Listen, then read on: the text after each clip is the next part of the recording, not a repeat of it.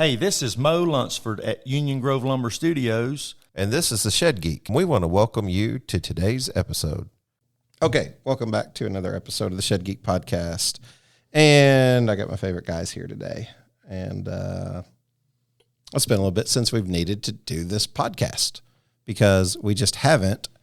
And I will take the blame for it, but also I will say it's because we don't want to use the podcast just to constantly talk about the services that we offer, right?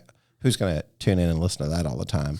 But had you been here for the last 5 minutes, it's very entertaining and very fun. But introduce yourself, guys. I want to start, even before you introduce yourself, by saying I just don't think the industry knows you guys like I do. And I really appreciate you, but really like you. Like I've had the few people that's come up to me and say, hey man, you got really good partners there. I really like those guys. I'm like, I know. Yeah. I just think that people need to know them more. But you guys are kind of not bashful, but you're not loud personalities. Just working in the background, you're just getting it done. Busy but who are you? How about that? Who are you? Take it away, Josh. All right, I'll start it out. My name is Joshua Hosey. Thanks for having me on the pod. Of course. It's fantastic. Anyways, yeah, so I have worked in the industry ever since I graduated college. I went to Clarion University in Pennsylvania. I went there for accounting, got my 4-year degree in that. When I was in my senior year, I got a call from a guy. He was needing some part-time work, and it was some bookkeeping, so I thought, well, that could go hand in hand with accounting, might look good on the resume. So it was a rent-to-own company. I knew nothing about the industry at all. But anyways, when I told him I was in school for accounting, he was like, okay, when can you start? Let's go. So I met him. That started there as a part-time gig, and then I graduated, and he offered me a good offer to stay on.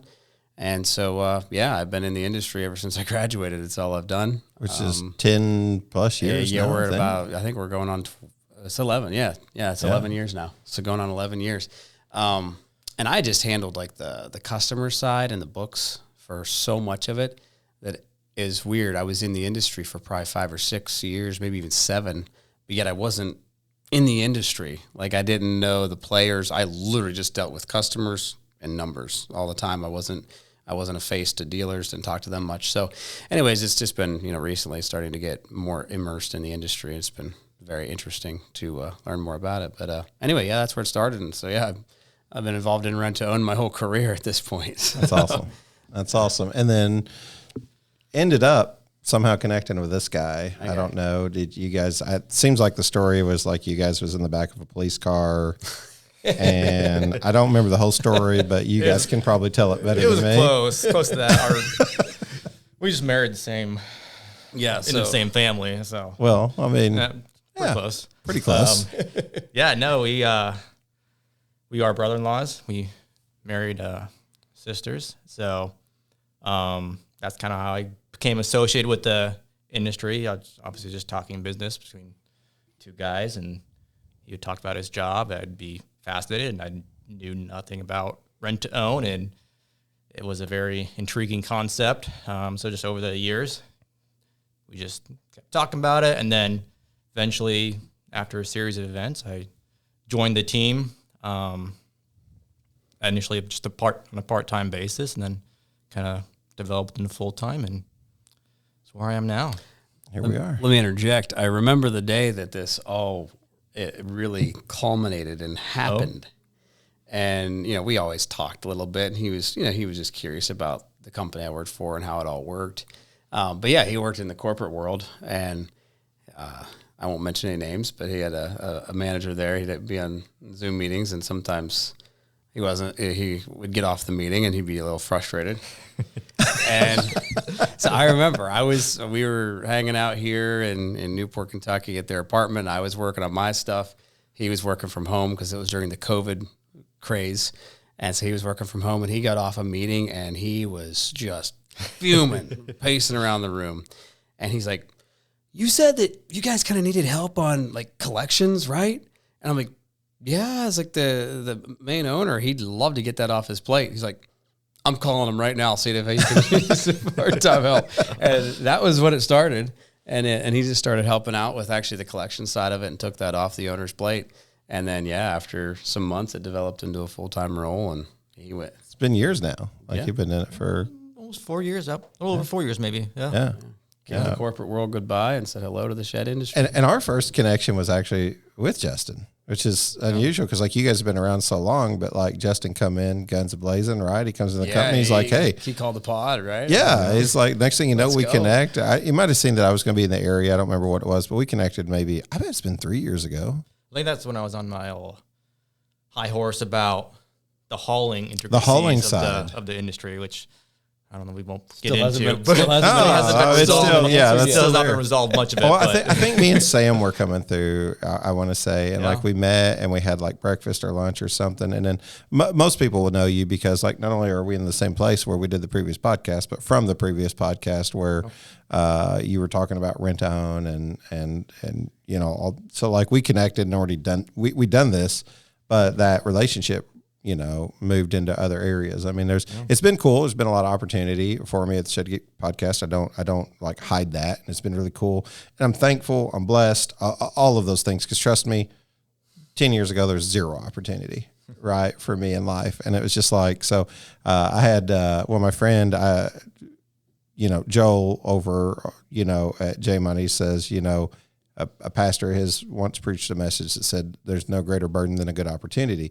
And I've been like riding with this, like, I've been riding with that, like for, I don't know, a month thinking about that because I'm like, you know, I'm gonna get a little deep here. Forgive me. But like John Bevere's got a book called like Good or God. And it's, you know, it says not every good opportunity is a God opportunity. You know, even talks about like in Genesis where like, you know, Eve saw that the fruit was what she ate. She saw that it was good, so she ate. But she had a commandment or, you know, a direction that said, like, God said, don't do that. She saw it was good. You know, so, like, you got to be careful, like, when you get into that business world to be like, do I take every opportunity? And when you've been starving for opportunity. But this turned out really fruitful, in my opinion. Like, just this connection, this relationship, at least on my end. I hope you guys feel that way. It's been fantastic. Depends on the day. On our end. Fair answer. I like it. That's fair. No, it's been good. I really like working with you guys, and like we sit and brainstorm about like what rent to own can look like. And of course, you know, I've dealt with all the personal jabs that I don't tell the industry about. You shouldn't be doing rent to own. You're doing the podcast, and it's like, hey man, we even invite our competitors on. We even let them advertise on the network. Why? Because we don't fear competition, and we also believe that there's a greater good that we're trying to accomplish in the industry, and you can do that through communication, conversations, even disagreements, right? Mm-hmm. Like, you know, like me and my wife's relationship's been strengthened more by our disagreements than by our agreements. So like it's, you know, perseverance. And once she acknowledges she's wrong, we usually get through it. And it's like, okay, we're good. We're good to work through now. Shots fired, right? She'll edit that out. But no, in all reality, like we're just on a mission, right? To be successful as men, to be successful in the industry that we're in. We think we can do that, and we put our heads together to try and help create good ideas. But I mean, Shed Geek Rentals is on the rise, right? Like we're doing good. Yeah, that's exciting. Yeah. Yeah, it's been good. Yeah, and that's why we're not, like you said earlier, that's why we're not on the pod like every week, because it's not just self-promotion. Yeah. But, we just like to try to serve the industry and do the best we can.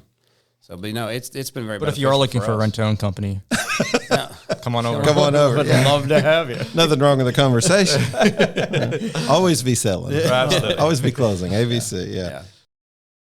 Running a business can feel like trying to balance a dozen plates, except none of them are actually plates, and one of them's on fire. Enter Newfound Solutions. Think of us like your business BFF, always ready to lend a hand with whatever you need. Have you always wanted to start your own rent-to-own company but don't quite know where to start? RTO Partners is here to help. Overwhelmed by all the moving pieces in running your own rent-to-own program? RTO Smart is a software that encompasses everything you need on one platform. Or leave the rent-to-own up to us and focus on what's more important to you. Newfound Rentals has you covered with traditional rent-to-own options for your customers. Shed Connect understands the complexity of the digital marketplace. We take the hassle out of online sales. And unlock the full potential of your brand with co-creative. We'll make your brand look so good, your audience won't be able to look away. Newfound Solutions. 5 powerful sub-brands helping you succeed across every aspect of your business. Visit newfoundsolutions.com today and let us do the balancing so you don't have to. No, I agree. It's been fun. And truthfully, I think I've talked about this on the podcast before, like one of the things that we ran up against immediately was we were like, wow, we realized that the rent-own game is like the capital game. Like in some respects, right? Like you're raising capital, you're always trying to stay ahead, being able to, no one plans for success. You ever notice that? Like when you're growing up, what does everybody tell you? Better have a backup plan. Mm-hmm. Better plan for when you fail. For the fail, I don't say what's going to happen if you succeed. What's going to happen if you succeed? Better plan for success. It's almost kind of like, well, if it happens, we'll figure it out. It's like, yeah, but I mean, like we're doing good, and like our biggest woe right now is like, let's go find more. It's a capital. It's a capital game. It's trying to stay ahead of it, because I mean, you're putting a lot of money out, getting it back over 4 or 5 years. Yeah, it's hard to actually scale and grow quickly, unless you have access to a lot of capital. So that's a big part of the game, a major part of the game. Yeah. Systems and processes beyond that, we've created a lot of that even over the last couple of years. But like, I'll start with Josh. You've been 11 years. How does it differ now than like when you started? Like what does a customer, the customer experience look like that's different now than what it did before? The customer experience? The customer experience. Like you talked a little bit about like how you were kind of in the grind for 5 or 6 years before you really got in the industry. Mm-hmm. But like, how is it different now for like a customer? I think they have a lot more options to choose from now. I think when we first started, I guess this isn't the customer, this is the dealer side, but we didn't even have to try to grow. The dealers were just so pleased that we were coming on, because they would say, "Oh, the customer, I have customers come in and they want to be able to buy a shed on payments, and I can't offer that. So yeah, if you'll offer rent to own, this is wonderful." So the owner of my company, he always talked about like, I don't even have to try to find new dealers; they just come find me. So I mean, the customer experience, they have rent to own wherever they want to look, and honestly, due to competition and saturation of RTO companies, et cetera, I think their down payments are actually getting cheaper. When I first started, we collected a whole lot more down right out of the gate. And now it's just, it's becoming, more like, well, the guy down the road, he's offering, $15,000 1 month down. Yeah. What do you think about that? Came in to buy a shed. He brought me lunch, so we got him a shed. That's exactly right. Yeah. So I mean, in that front, I think the customer experience has got a little bit easier, because they can bring less to the table, a little less skin in the game to have a shed delivered in their backyard. What does that do long term, Justin? Like the way that just continues to decrease, the competition increases. What does that do as a whole for the industry? We can't, like you guys have been in business 12, 13, 14 years, something, like that. So it's not like as though you're new. I mean, I got in an industry 12 years ago. I've probably worked rent-own for about 5 years. So I mean, like, we're not just new guys necessarily sitting here at the table, but so even though like SGR is a sort of a new company concept or whatever, the bones to it have been around for so long. My question is really like that increased competition. What does it do overall for the industry? Is it good? Is it bad? I don't know. Give me some thoughts. I mean, competition in general is good. That's great to see. It's just, I would argue maybe it's not always the current trend of the industry. Maybe isn't putting the customer first, if you could say that. It's been said before. for a number of different reasons. Yeah. And Josh touched on one, even with it being easier to get into a contract with lower down payments, more favorable terms. I've had, people look on to the kind of nature of rent to own as, kind of loan sharky, very anti-customer best interest, very, very high, I know it's not called interest, but like that's from outside, looking in, that's what they see. Yeah. Look at us as like thieves. Yeah. And so, but many in the industry, justify the nature of it by saying things like, it's cheaper than doing self-storage, and then a slew of different things they'll justify, but yet they continue to let customers into contracts that maybe shouldn't be entering into those contracts. They're not looking out for a particular party's best interest. I know that's probably, business is business, and sometimes, you do what you got to do, but it kind of doesn't resonate with me where I'm at as far as looking out for certain customers' best interest when a rent-to-own contract would not be that for them. And I don't think that an example is set from rent-to-own companies down to dealers to vet for that. And I understand it, but it's not necessarily the dealer's responsibility to vet for that. And I wish that particularly was better thought throughout the industry. I think, I told somebody recently, like any time that you speak and hold an opinion on anything, especially if you put it out, if you don't think it, but you actually speak it out into the public. Here we are doing it on a podcast that goes out to 1,000 people every week, right? You do that, you're super vulnerable.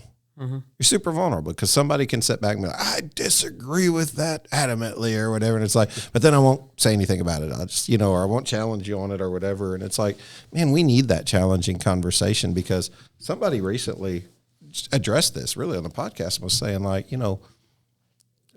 it started as a payment option to help the customer. But in some regard, I think you can say, I don't know if we're on a mission to change anything or stop anything. We're on a mission to talk about things, and then change sometimes maybe happens when you bring conversation to the table. But, it turned into, it seemingly, at least from our perspective or whatever, it's not just a payment option to help a customer anymore. It's now, it was really lucrative.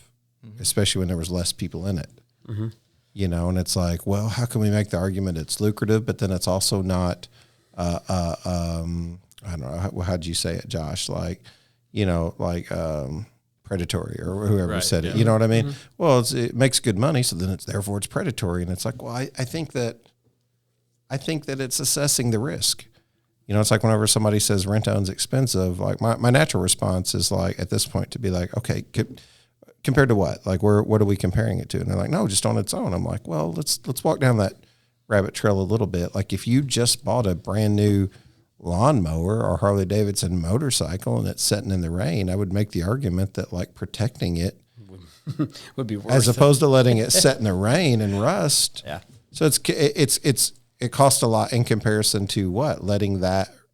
And people be like, well, they should be better at their money. They shouldn't go buy those things if they can't protect them. And you're like, whoa. When did we get in the conversation about spending people's money? That's not where we're at. I'm not trying to spend people's money for them. I agree with you. Should anybody be responsible with their money and the decisions that they're making and consider you buy an RV? Maybe you need to think about protecting it with an RV cover. But that's not like I'm not a financial advisor either. Hello, Shed Builders. I'd like to grab your attention for just a moment. As we look ahead to 2025, one thing is clear. Customers will have higher expectations than ever before. Shed consumers have an unprecedented access to information. To stay competitive, you need to create sheds that are not only high in quality, but also rich in innovation. You might recall my friend Dan Ream, one of my early podcast guests, who introduced Solar Blaster fans, specifically the Solar Roof Blaster. Dan has been busy handling orders, and he's eager to speak directly to shed builders about his groundbreaking products. What stands out to me about Dan's products, designed specifically for sheds, like the Solar Roof Blaster and the Solar Light Blaster, is how they enhance the shed owner's experience. With the focus on quality, it's time to start thinking about adding features and benefits for the end user. Here at Shed Geek, we wholeheartedly recommend Solar Blaster as the solution. My favorite thing about the entire line of products? The support you'll receive from Dan. Not only is he incredibly knowledgeable about these products, but he's also one of the most customer-focused individuals I know. He truly stands behind both his product and his service. We're searching for companies ready to elevate customer satisfaction to the next level. To learn more, just visit solarblasterfans.com and fill out some basic information for a callback, or connect directly at 480-747-7097. You can also check out the Shed Geek newsletter, where a click on the Solar Blaster ad will guide you to a form for more information and some cool videos showcasing the products. Let's power up innovation and elevate customer experiences together. Well, and yeah, I mean, and Justin already mentioned about self-storage units, but that's always used. But like, people will pay on self-storage units for years and years and years and never take ownership. No equity, rent to rent, not a dime. While our percentage may be slightly high, you know, at least you take ownership in 3 to 5 years or 2 to 5 years. But and the other thing that I think, you know, we'll have customers call in that just demand they're going to turn us into the Better Business Bureau and we're thieves and crooks. Some of that comes down to just like dealer education potentially on not pointing it out. If they are aware of the cost and, you know, even like to use as a selling point, like if you could pay this off in 6 months, 8 months, you're not going to pay that much because it's a flat rental fee the whole time. So you're only paying basically like 6 or 8 months of rent. Like if you look at a mortgage or, you know, you settle into a credit sale, a traditional loan, you know, you look at your first repayments, you got a lot more going out in interest than you do going to principal because you know, your balance is high. So your first repayments, they aren't doing much. So the good news with this is it's doing the same thing right at the outset. So if you think, hey, I think I probably could pay this off in 6 to 8 months, you know, that's not too bad. You pay 6 or 8 months of rent and then you can pay it off, pay what's left on the principal basically, you know, pay it at the EPO discount. And then you really didn't spend that much. And it even gave you time to see, do I like the shed? Does it work well for what I need? And really not that much out. But yeah, they just look at the, you know, since it's not interest, they just look at a 60-40 split or 53-47 or whatever. And they're just like, wow, this is highway robbery. Yeah. It comes down to an educational, like in most cases, that's with anything that you talk about. I mean, that's why I really liked the tagline whenever we started the podcast, like it's education through entertainment. The whole goal is to be not just serious conversation all the time here, but funny, fun, something enjoyable, something that you like. And also, hey, try to have guests on that talk intelligently about different, you know, whether it's product, whether it's services in the industry, and even the occasional like person that has nothing to do with sheds that kind of talks about their story and culture and how that relates to business and, you know, so like all of those things. But education with dealers is... But why would a dealer educate a customer on the intricacy of a contract, risking them not doing the sale because of the intricacies of the terms, when it's more profitable to sell a rent-down contract? I'll even go farther to say, like, by law, we all have to disclose a certain amount of information, keeping your rent-own contracts just legal. You know, so like you have to disclose that to the customer. But anybody who's bought anything in the last year, I would venture to say there's only a handful of people who like actually sit and read the fine print. And I don't know about you guys, but if like you're selling a TV and you're working for Best Buy maybe, and all of a sudden it's like, oh, you know, you want to put this down on our, you know, credit card or whatever. I feel like the portion is so low of people who are like, I need someone who can explain this contract to me thoroughly. It's like sign, move on. Go. And that kind of works for the dealer too, because they're like, I don't have to explain all this, but it's all disclosed right here. So now you have your technical legal contract. Yeah, that's yeah. Some of them are like, hey, I want to take a little different approach. I want to make sure you understand this, make sure you see this. I've run into this, I think, for years. You'd have more satisfied customers. Yeah. I've run into dealers, manufacturers, whoever, who you're signing up for rent-to-own or something, to ask this question all the time. Can you get that down to one page? I just need all that down to one page. Just make it really simple. And you're just like, I'm not getting it to one page because I'm really trying to make it difficult for your life. I just want to make that clear. I didn't sit back and scheme and be like, you know what this thing could use? It could use about 6 pages of government oversight. What else can we throw in here? Yeah. What's your favorite color? You know what I mean? It's like, well, why do you put that stuff in about, what am I looking for? Like whenever you have to, arbitration. Yeah. And you're like, I have to put that in there because you got to disclose that. And they're like, just take that out. And you're like, oh, there's only that part about it being illegal that's disrupting this conversation. And I'm being cynical, but that's a reality. It's like, hey, get that down to one page. I could make that easier it's like, no one's making it more difficult for you. I promise you. Nobody. These are things that have to be disclosed, but what they know and what we know is at the point of sale, people are like, gosh, I got to initial every page. Why do I have to do this? Because the customer's like, I don't care right now. I'm impulse buying. Mm-hmm. That's what they're doing. I came to the point where it's an agreement. It's the amount that you told me, and I'm good with it.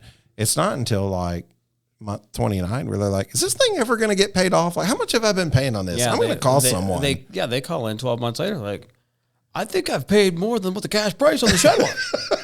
Well, yeah, did you think we would how do they do that? How does it go? I don't know if I can remember the exact quote. But, I mean, and it's like, you really thought we were going to take the time to handle the contract, lend you money for a year, just and have it free, and no rental charge whatsoever. I mean, we wouldn't be in business very long if we tried to do that. Again, education. There was there wasn't education. Like, I didn't know. That's not what they told me at the beginning. Right. I had somebody call me the other day, contract I sold 5 years ago, and they were like, it didn't show up on my credit. And I was like, no, it's not going to show up on your credit, and it's like, you didn't tell me that. I'm like, oh, we did. We disclosed all that. Like, it's rent to own. It's not but like, it doesn't matter because when a customer's shopping on impulse, and then you throw in the mix of like the dealer wants that sale. Mm-hmm. It's very tempting to not go through this contract in detail because, as Justin said, you may not get the sale then. Right. But they're signing, you're disclosing as much as you can. I don't have an answer for that, at least right now. Maybe I need to brainstorm on that. I don't know. Introducing Shed Hub, your ultimate shed marketplace. Are you in the shed business and looking to connect with more buyers? Look no farther than Shed Hub. Shed Hub is a game-changing, two-sided marketplace that brings shed sellers and buyers together in one easy-to-use platform. Think of it as the Amazon of sheds. Shed Hub isn't just any ordinary marketplace. It's a powerhouse that ranks on the first page of Google's search results in 91% of U.S. cities. With over 1.2 million impressions on our website last month alone, Shed Hub is where you want to be to showcase your sheds to a wider audience. And here's the best part. For a limited time, you can join our exclusive Next 500 plan for just $39 per month. Simply head over to geek.shedhub.com to sign up and start attracting more shoppers to your shed listings. As the Shed Geek, I am here to endorse Shed Hub and invite you to join me on this journey to boost your shed business. Whether you're struggling with website visibility or simply want more eyes on your product, Shed Hub has got you covered. Don't miss out on this opportunity to supercharge your shed sales. Visit geek.shedhub.com today and make your mark in the shed industry with Shed Hub. Well, and let me I even jump on the other side of the education. There's the one of not disclosing. Had a buddy that was getting ready to, actually, it's another brother-in-law, so it's all in the family. So not a buddy then. Anyways, so he's a buddy. we're good friends, but he's also a brother-in-law. But anyways, he's getting ready to start his own shed lot. And so he was just trying to learn a little bit. And so he drove to a lot that was in the area, and he had a friend with him. And he's like, hey, he said, I just want to see how he sells rent to own to see how that process works. So they walk in, looking at a shed, and his friend's like, so I was just curious, do you have any payment plans, payment options? And the dealer's like, well, we have rent to own, but it's extremely expensive. It's so expensive. I would not recommend it. Like, you should try to find another way. You could do a credit card, do something. But it's really expensive. I wouldn't do it. And so like, okay. So then they just kept looking at more sheds, and then they're like, let's revisit it, So then a little bit later, like, I really do want a payment plan though. So, could I do rent to own? Well, yeah, you could. I do have it, but I really would not do it. It just charges you so much. I wouldn't do it. And it was like, wow, like that was also a lack of education. He was almost trying to talk this guy out of a sale because he didn't even understand that it does bring value. And it's something that does help a customer to gain ownership if they can't handle their own finances and pay cash. It is an option for them to be able to take ownership of it. I understand this mentality. It's a flawed mentality, but I understand it because there was a time where I've done it. I could laugh and joke about this now with Dennis Fisher. Any of you guys out there, the audience knows Dennis Fisher. He was an RTO rep for me for a time whenever I was selling sheds, and me and him would spend a lot of time on the phone, and I love the guy. He's awesome. We can laugh about it now, but I was a really difficult dealer to deal with because I was just challenge the RTO on all thoughts but I'm probably a bit of that abrasive personality to challenge anybody on anything at some point to be like, I don't know. If I agree with your your position, I'll change mine. But if not, I'll hold mine. I always tell people, why I like my idea better? Because I thought of it. You know what I mean? You got to convince me of yours. You know what I mean? I'm going to result to mine naturally because I'm I thought of myself already. Yeah. Once I see that yours is better, I'm like, ooh, I'm going with his. You know what I mean? That blows my idea out of the water. So it's just you got to be convinced. But I used to tell him that all the time. I was like, oh, it's expensive, whatever. And I would have customers come in, and I'd be like, I don't know, it's kind of expensive if you do this. And I realized that you're setting the customer up for failure immediately, because if rent own is the best option for them, maybe they've got stress or strain credit, maybe they're going through a divorce, maybe they got whatever the reason, maybe they've got credit, don't want to use it because they're getting ready to buy a house, whatever it is, whatever the reason, you're definitely talking them out of it if they were thinking about doing it, because they're like, oh, this guy's telling me I'm making a bad financial decision. And it's like, why even offer it? Why even offer it? Why not just take it completely off the table if it's that bad of an idea? Because you almost got to be talked in to the customer doing it where you can feel as though you freed your conscience at the end of it to be like, I tried and tried not to get you to use this service that we offer. And you made the bad choice. So now what? You know what? My conscience is clear, so you can go and deal with it. And it's like, man, if you're really in that place, don't offer it. Mm. But aren't we too far the other way now, where we just push it on anybody when it's a very bad decision for them? We don't even try to vet that? Possibly. And I think some of that comes from a lack of just conversation, education, hey, I can structures. Well, I mean, what's the answer now to it's not 2020, 2021 COVID numbers. It's 5 years later or whatever, to where it's hey, last year everybody struggled. I mean, we know companies that didn't struggle. We consult a company that went from 7 million to 9 million, 9.6 last year. How did they grow in the face of everybody struggling? Some of it comes down to your business model, your business plan, your aggressiveness, your marketing, all of these different things. Not everybody's struggling, but a lot of people did. And what's the answer to that? Throw inventory out there typically. Let's go. We got 40 lots. Let's go open up 10 more. Let's put about $100,000 in each one of them, and we're bound to sell. But I want to make sure that I'm not bashing anyone who's listening, or they feel like I'm bashing them. But it's you throw a book at them and you say, do your best.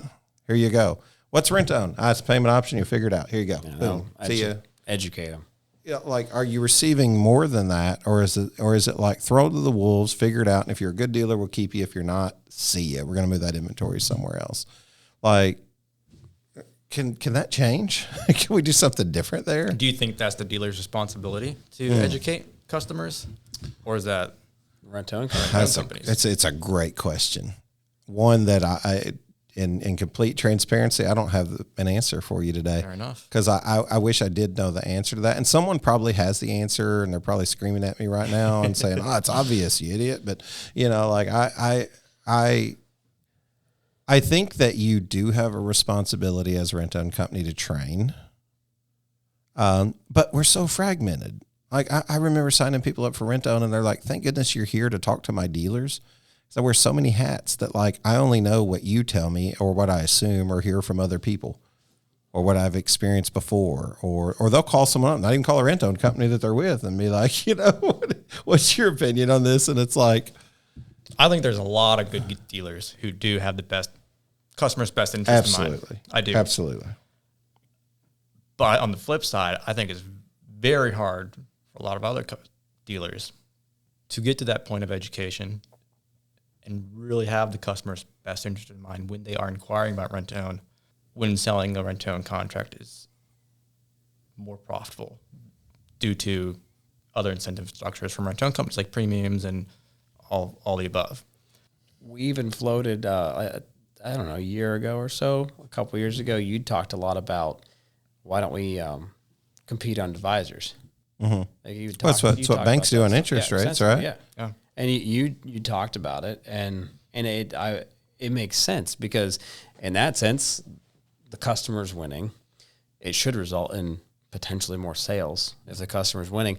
And so, I thought that was a good idea. I liked what you were saying, and we did float it out a little bit, and it just really didn't gain traction. We were like, would you be willing to, in lieu of grabbing a premium off of that sale, would you be in favor of us lowering the divisors or, changing the divisors, I should say, so it lowers the customer's payment? That actually hit our margins heavier than the premium. Yeah. But would it result in more sales and the customer winning? And it just really didn't gain any traction. We couldn't really get that. It was like, well, $20 a month isn't really going to make that much of a difference in a customer signing up or not. So, it just didn't gain much traction. So we really never did it. Yeah, no, we floated it to a few people, and it's kind of like, I don't know, like, will they buy at 180 instead of 200? Then we start looking at the bottom line, and we're like, man, it's cheaper to throw the premium out there than it is to lose the overall yield. But we're willing to go there. We're willing to have that conversation with somebody a little bit. What it does is it holds you in contempt. If you're the manufacturer, to say, are you really after the best thing for your customer? Because a lower payment would be. Mm-hmm. But that means you got to lose this nice little payday of a dealer premium, which where'd that come from anyway, right? Or like you have to start paying like people that you're offering a service to. Yeah. Originally it was just thank you for the service. Look at other financial service niches, like the buy now, pay later industry, or even other kind of direct to consumer lease to own models in like the furniture and consumer tech space or other types of industries that they do lease to an option on. The retailer does pay basically a fee for the service to the financing company for the service for sale for offering the financing option for their customers. It's just opposite. It's crazy. Where now the finance company is like, it's like, I got a contract over here. It's like, here, we got some money. We'll give you extra money if you send it with us, right? Are you ready to elevate your shed business to new heights? Your pathway to success just got a whole lot smoother with ShedSuite's innovative marketing platform. At ShedSuite, we like to think we understand the shed industry at least a little bit. And over the last 7 years, we've been building awesome software for shed businesses. We focus first on building easy-to-use software to help you create and track orders, like the point of sale and after the sale order fulfillment. And now we're excited to announce our full-feature CRM, all things pre-sale, like prospecting and follow-up, all to empower your shed company to market better and sell more efficiently. Our platform empowers you with a marketing toolkit designed to amplify your online presence, engage your audience, and drive sales like never before. Enjoy the ease of conversion tracking, email marketing, centralized lead communication, and so much more. Oh, and guess what? It even comes with an iPhone and an Android app. With ShedSuite's marketing platform, crafting and deploying effective marketing campaigns is a breeze.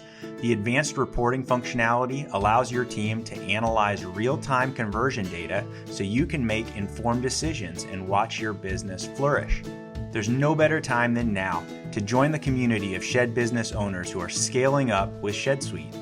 It's time to turn your marketing efforts into real, trackable results. Visit shedsuite.com/marketing to get pricing, explore the features, and book a demo.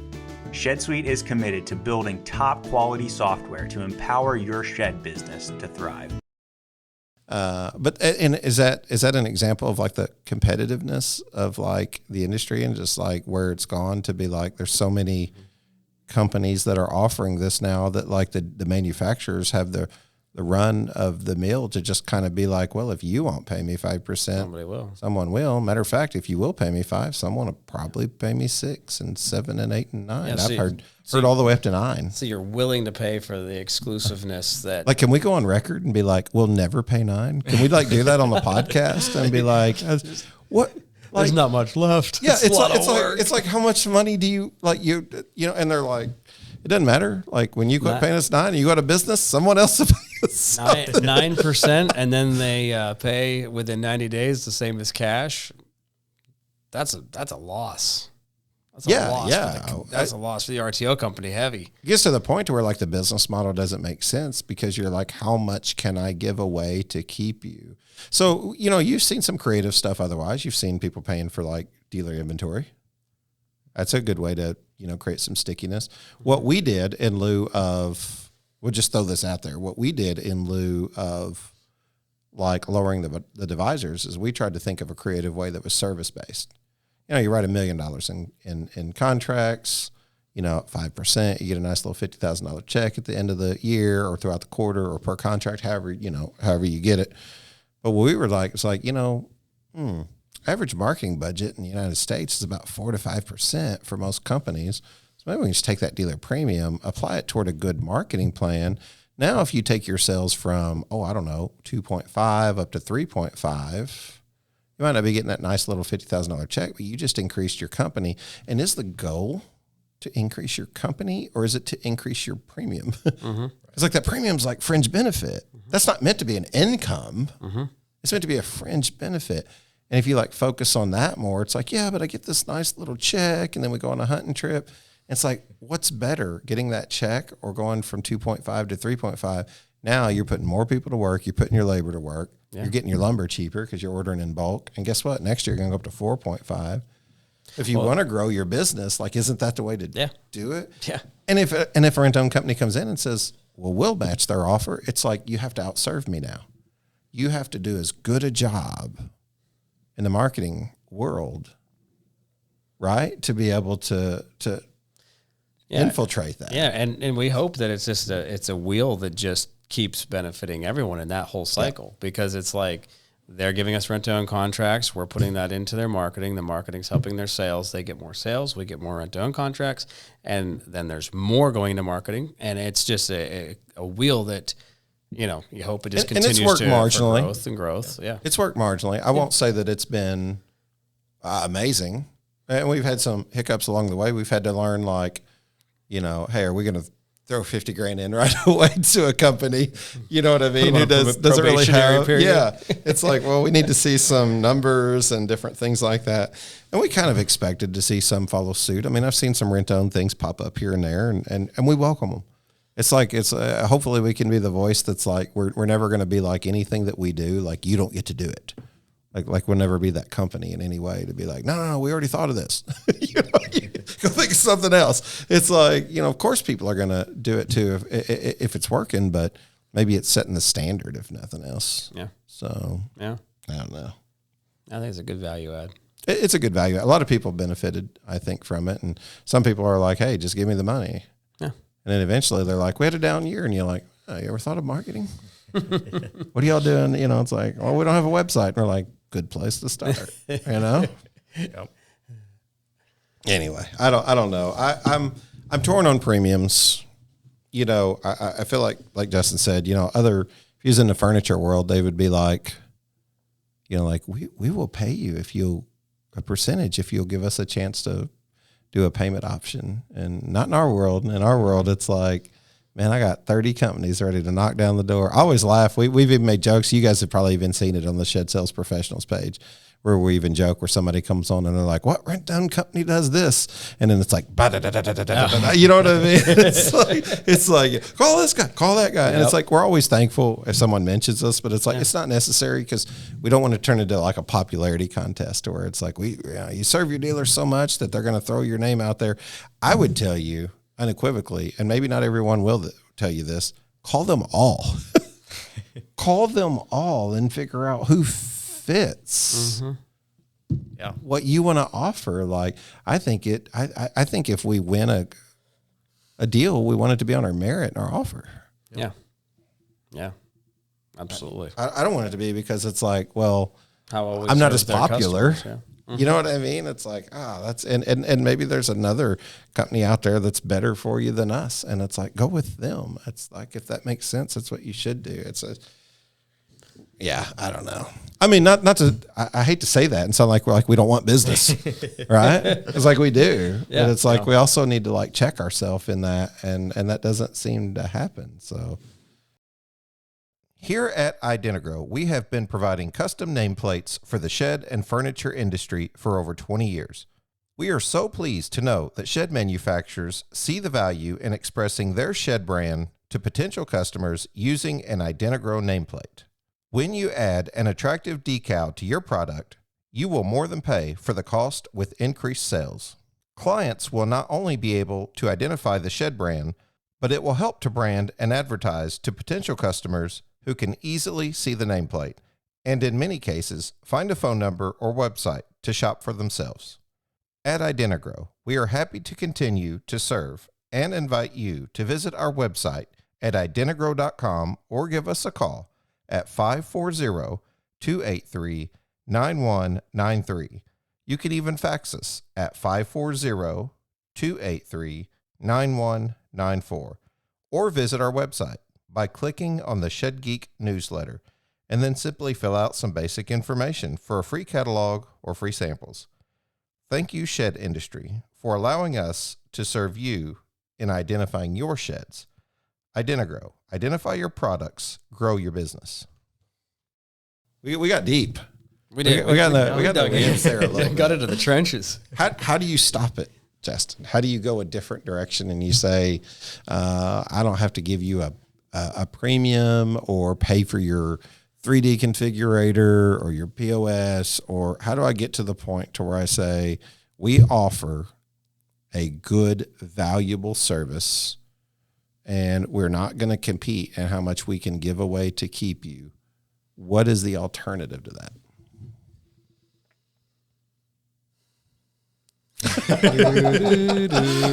going to try to get me started, Shannon. Share it. I mean, share what you want. I'll say that. No, I don't have all the answers. Clearly, I'm just spitballing most of tonight, but I just keep coming back to what is best for the consumer and how to rent-to-own companies do what is best for their customers, which is ultimately the renters. And it seems like renters are now just a byproduct of their business, which is trying to do the best for dealers, which is obviously you should do. We try to do our best at that. We try to provide great service to our dealers and support them in every way we can. But ultimately, the renters are our customers. And I don't think we're doing what's best for them. And they're our customer longer than they are the customer of the dealers. That's the initial, for sure. You know, we share that customer, but we have them for 24, 36, 48, 60 months. But if we're thinking of marketing or something, we're B2B. We're business to, we are a rent-own company to the manufacturer or dealer. We're not to the renters. Yeah. So how do you change it? what would it look like to shift more of a direct-to-consumer model? Similar to, traditional consumer finance, personal loans, all that, where the financial companies acquire customers first. Similar to a bank. Yeah, and they develop that relationship, have them enter into an agreement with the financial company or the rent-to-own company in this situation, and then help facilitate the retail process, the sale process, and help them find the building, the shed they need, and let them go through that process with already having built and established a rent-to-own company to use, because based off of a slew of different services and promotions that rent-to-own companies could provide directly to consumers, instead of offering those on the back end to dealers after a sale has already been made. I'm gonna go ahead and order you some body armor for any rent-own companies that are listening. But it's true, to role play the scenario, Josh. I'm Mr. Customer. I come into your shed lot. Hello, Mr. Shed Guy. My name's Shannon. I'm here to buy one of Josh's sheds, and I got about $9,000 to spend because I went to the bank and they said, we'll loan you on a personal loan $9,000. Is your first question going to be, what bank did you go to? Does that matter? No. Fifth Third. I'm going to make the sale. Went to Capital. I went to, wherever. I don't US care. Bank. As Does that matter? As long as I'm going to get paid. Money's good. I want a sale. You want to sell, but you have no thoughts on what bank I went to? Doesn't matter. Yeah, you mean I don't have an exclusive deal with a bank?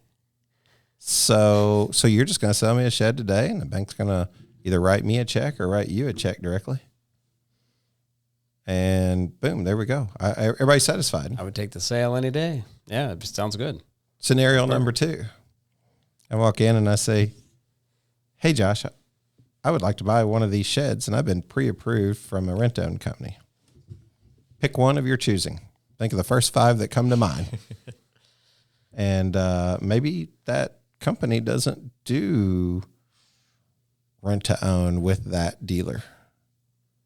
It's like, but the rent-own company found that customer, sent them into you. You're going to make a sale. Are you going to make the sale, or are you going to demand that they go with the rent-own company that they're with who did not send the customer in today? Or that you have some sense of unequally yoked loyalty to that company, that you won't make a sale because I don't support that. Yeah. I don't support that. Yeah, it's interesting. It's a cash sale. Interesting. It's essentially a cash sale. And it's like, yeah, but I'm concerned about who's going to reap the benefits of it. That just hardly happens in any other space. But it's interesting. It's interesting to think about. We don't even really officially have anything there's a lot going. We're not and we've talked about this this for... this is all just We're not brainstorming. rolling anything out. And it could hit us. If somebody rolls something out, they could start walking into some of our dealers. And how much are they going to like it when we go take one of theirs? And it's like, well, then it's free for the goose, good for the goose, good for the gander. It's good. We can go out and find customers with good marketing leads and send them into a... and as far as the dealer's concerned, why couldn't it just be considered like a cash sale? They're coming in with us, they're going to get paid, and they could. You're letting RTO companies bring you leads, they're spending marketing dollars on you. Yeah. All you got to do is take the money. So if somebody has their wallet out and wants to give me some money, probably. And it's like, what is it?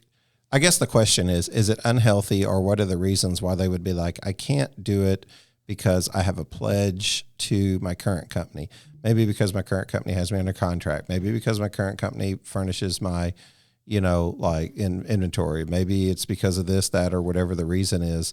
It's like, man, it still operates as a cash sale. And what if we were to call ourselves something else other than the rent-own company that we are? It would be completely unalarmed, and it would be like, I really don't care where the money comes from as long as it doesn't come from you. or you. And it's like, would we encourage our dealers, anyone that we work with, just to be clear, would we encourage any dealer if a rent-owned company brought someone in and said, hey, here's a check, to not sell that on a cash sale? No. They should sell it. They should sell it. Yeah. Of course you should sell it. Like, do we want the RG on it? Of course. No, Do we have a relationship with you? Of course. But are we going to be like, either sell it with us or don't sell it? Well, just sell the shed. What a strange position to take. Yeah. And I mean, and we are a rent to own company. So, I mean, of course we appreciate our dealer loyalty. Of course. I mean, so yeah, what we're throwing out here, it could hurt us as well, but it just would make sense. It's just what's best for the customer. Make the sale. It would, it is what's best. Because for then the we can customer, compete on pure customer service and just doing what is right. B2C service instead of B2B service. For the end renter. Yeah. And again, there's our intricacies. There's things we haven't thought about too. Let's point out that there's things we haven't considered. The contract and on the back end, as far as collections management, all that goes, it's it's not as black and white as we may be making it out to be, but which is maybe why it's not happening. But well, and a two-sided marketplace is kind of hard to. So like B2B, like we sell advertising to the industry of the podcast. Yeah. Right. That's a little smaller barrel. Those are easier fish to capture because the industry listens. Mm-hmm. But like, unless we're considering this, just to be clear, starting a podcast that is direct to consumer that involves the shed industry, like capturing 300 million, 400 million people in America's attention is way harder than capturing, the 5,000 to 10,000 people that I want to capture in B2B. Mm-hmm. So like a two-sided marketplace is hard, to be clear. Mm-hmm. I mean, and any company that is selling sheds knows that because they're having to market to the public. Mm-hmm. And anytime you market to the public, it can get expensive, especially now when you consider not just the brick and mortar storefront, but your digital storefront. Yeah. Which is very relevant, but also very hard, and it costs money, and you got to think it through, and websites and ads and analytics. And a lot of guys get into sheds and they're like, I don't care. I don't care about a CRM. I don't care about Google ads. I don't care about a GA4 tag, a metapixel.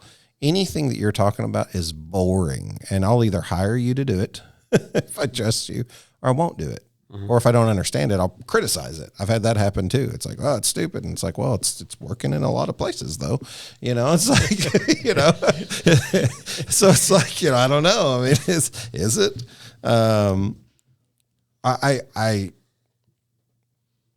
This is what I love is like, we're talking about difficult things, vulnerable things. And when you're vulnerable, there's going to be somebody that's going to like throw something at the radio who's listening right now and be like, that's terrible. Or you should never mention that. Or it's like, man, hard conversation needs to happen in order for growth to take place. Mm-hmm. Yep, it's true. We've talked about this in a year. It's been a while. I can't take credit for any of this, just to be clear. I want to, because I'm like, oh, that would be nice, but like I can't. Like, full disclosure, Justin, like you were the one that thought about it, and we're just like, maybe he's lost it. It took a while to bring you guys around. But then all of a sudden it's like, maybe there's like some genius in that. There. I'm not sure. But it's like, as you talk about it, it's like, oh no, we can't talk about it because it's taboo.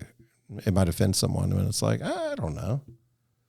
I mean, like you can't control what offends somebody, I suppose. Yeah. It's like, but I mean, it's a great idea. Yeah, it's not wrong to consider new ideas. Especially when your focus is like, exactly what people talk about as manufacturers, which is like, how do I help the customer more? That's where your heart came from. That's where your intention came from. I was like, how do I help the customer more?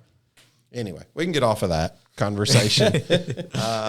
Anything else that you guys want to share? I can't say enough about how much I enjoy working with you guys, how people should get to know you, and how like Shed Geek Rentals isn't just like Shannon Latham out here beating a drum. It's not. I appreciate all the people who've called me, who've responded, who've decided to work with us. You mean the world to us. It's I don't feel worthy of being able to like be in the blessed position that I've been in. It all goes to God. If I ever begin to consider any credit for myself, I told Deanna this on the car on the way up. I was like, I know it's over. It's over the minute that I begin to take any credit for any of it. I've just been lucky enough, maybe even smart enough, to listen to other people's advice who say, surround yourself with people who are smarter than you and you can be successful. And you guys are part of that crowd that I've surrounded myself with. And you have, I know. plus you're super humble. Mm-hmm. The humility is amazing. Flowing. I can live off of that. I can live off the benefits of those relationships, and I have. And I think people should know you guys more. I feel like they should know you guys as the face of SGR more. I think a lot of people do already, but still, they get to know you. They're going to like you guys like I do. That's my opinion. So that's just my little commercial for you guys. No, Appreciate it. Yeah, we've enjoyed getting to know you. It's been great since we started working together and weekly meetings and heart to hearts and all kinds of talks. Arguments, laughs. Going after it. Like probably some tears, beating the wall. All of it combined has turned into like a cool little relationship that I'm super thankful for. See nothing but opportunity in the future. That's exciting. There's a lot of opportunity, even though we've talked about being very saturated industry, but there's still opportunity out there. It's amazing how big the industry is. Yeah, it's been good. Like everybody's been really, really cool. Anything you guys want to share just with the industry? Thoughts? Like we've hit it pretty hard here today. We got pretty deep. We went some wild trails. Unburned a lot. Not really. I mean, I would just encourage anybody just to reach out and just have a conversation with us. Even if you're not looking for rento, and just love to get to know anybody we can. We'd be happy to help service you, obviously, if we can. But we're trying to grow our network, like you said. Like we haven't been, we haven't made big personalities for ourselves, and haven't put our names out there a lot in the past several years. So we just like meeting new people, learning your story. So, yeah, just reach out if you're inclined to. I'd love to talk with each one of you. Yeah, and I would say I've really enjoyed, since we started working with you, a little bit more exposure. Like I mentioned earlier that I just worked the books and customers, the renters for years, and didn't really know much of the industry, so I didn't really have any relationships. And it's been really neat, especially since hooking up with you. You've brought so many relationships to the table, and I've talked to a lot more dealers now, but I'm a little more dealer facing with the arrangement, and so I've loved some of the conversations, and it's been great. So I really enjoy the relationships that I've gotten to kind of just to cultivate, because now I'm seeing them more. We're going to the Shed Expo, and then you bring multitudes of people over to the booth because you're the Shed Geek, and then we get to talk though, and then it spawns a relationship. And so I've loved the relationship. So we kind of ripped on we're business, we're B2B, but I enjoy that because it's the business is our customers, and we get to see them over and over at Shed Expos and build long standing relationships. And so I have enjoyed that. I like to tell people, like, if you tell people that like you're the Shed Geek outside of the industry, it's like that, and a token will get you a bus ride, because they're like, who? I don't care, whatever. I was like, so occasionally whenever like you actually, people like they use their time to listen in to the podcast. They feel like they get to know you, and because of that, like they come over and talk to you or want to meet you or shake your hand or whatever, or say, hey, I appreciate the advice or any of this stuff. It's humbling. I don't think you guys understand how humbling it is, because it's like, man, 10 years ago, I had zero opportunity, like nothing going. And it was like, man, I just poured myself into networking and collaborating. And like I said today on a Facebook post, I was collaborating before it was cool. I'll be doing it long after it's cool. You know what I mean? Like, that's what we were doing anyway. That's who I am.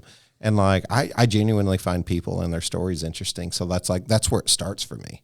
It's like, oh, we do this, we do this, whatever. Like, all that's important to me, but it's always secondary to the relationship. I want to know you, who you are, what makes you tick, why, how you got here, how you think. You know what I mean? Like, I'm just interested in people. and when you take a natural interest in people, there's something that can't be rehearsed or taught or sold, right? You know what I mean? It's like, no, this guy really Genuinely interested in people. Anybody who spent hours upon phone calls, I could start dropping names. Deanna can tell you, I would be embarrassed if you guys looked at my phone and said, like, this is your average weekly screen time is like up to like 9 hours and something per day. I'm not joking. That's not counting any of my Zoom calls, any of that stuff. It's like you spend 9 hours a day on your phone. And no, I'm not talking about doom scrolling Facebook. I'm talking to people in the industry constantly. And it's like, I don't have the wherewithal to like ever tell anybody like no, or like I can't talk. And I've got to like do that work-life balance to where it's like, hey, I'm with my family. Can I schedule a call or whatever? But it's like, I got to call that guy back. I mean, I've got somebody I got to call tonight. We get out here, it's 8:15 on a Saturday. And I'm like, I got somebody I got to call, you know? And there's somebody that don't mind talking late. And I'm thankful that we're empty nesters now. My wife lets me do this. Look, we'll wrap up here. Same question to you guys that I give to everybody else on every podcast.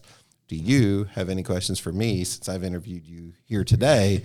Do you have questions for me about podcasting, faith, family, sheds, anything in the world, just in complete transparency that I don't mind answering?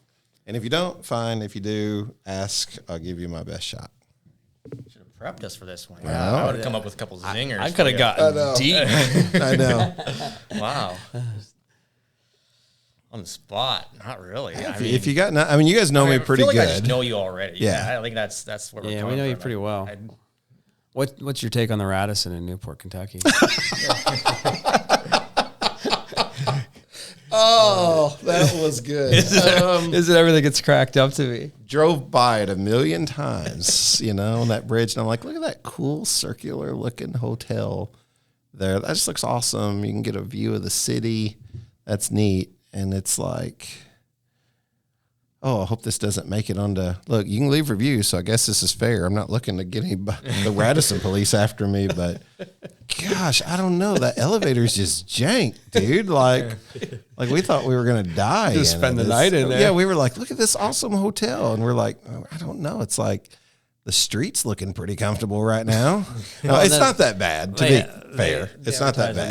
A nice restaurant with a city view. So what are their hours on Saturday nights? Well, let's just say the top floor restaurant's not open on Saturdays, and that's really a good business move, in my opinion. Yeah, Saturday nights are usually just Saturday nights are nobody's probably out. really boring. Yeah, so we were like, oh man, we were really looking forward to like, yeah. But hey, we saved it. We went to a nice little Italian joint. That was good. I would recommend that to anyone. We had some really, really good food. That spicy shrimp, I'd revisit that. It was, look, it's not as bad as I make it sound, but it just, you know, some things aren't what'd you say? Some things aren't what you expect them to be. Sometimes. Not all things are as they appear. Yeah. That's the Radisson. That would be it. Yeah. I was like, oh, it looks really cool. And now I'm just kind of like, I don't know. Probably should have stayed at the Holiday Inn. You'll think that every time you drive past there now, like, man, I thought that place was going to be legit. Yeah. 5 years of driving by there and being like, it'd be cool to really stay in there one time. There's no working elevators in there. Well, if you guys don't have anything other than the Radisson, we'll wrap it up. But I will end it by saying, again, appreciate you guys, everything you've done. Hoping for this is a long-term, deal for us. And in my mind, it has been collaboration for success. Yeah. I think it has. It's been a good collab. Hey man, let's go do more. Let's keep, maybe we'll get you guys on here once a year, or if I can get you on here more than that, that'd be fine. But well, Justin's always itching to get on. It's his second one, so he'll be ready to come back. I love it. He said, I love it. I love it. I'm just a natural podcaster, I think, I think you guys have way more charisma than you realize. And what I like is I don't know. You do have humility, and then you guys also have like boldness, and you're just fun. You're fun to hang around with. You're fun to be in business with. I can't ask for more than that. So Awesome. yeah, Thanks for having us on. Appreciate you guys. Hey, this is Mo Lunsford in sunny Union Grove, North Carolina, and we want to say thank you to all the guests and listeners.